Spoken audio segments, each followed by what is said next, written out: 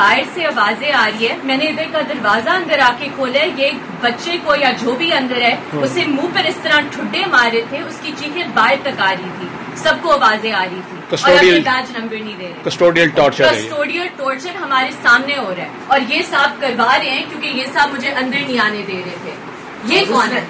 जो कोई भी है, कौन आपको अंदर आने से? इसमें आपका जो रेलिवेंट बात है। रेलिवेंट, मैं वकील हूँ, मैं आपको बता रही हूँ, आप ये नहीं कर सकते। क्या मैंने किया है? मैंने आपको अपनी आंखों से देखा। क्या देखा आपने? बताया ना, मैं बैठा हूँ दफ्तर में। सर अपना बैच नंबर दे, मैंने बहस नहीं करनी। तो बस ठीक है, आप बैच, मेरा नाम है ना, मेरा नाम आप बैच नंबर दे। तो बीबी मैं बता रहा हूँ ना, मेरा बैच नंबर दे। बैच नंबर क्या होता? मंजिल, रास्ता, जज्बा,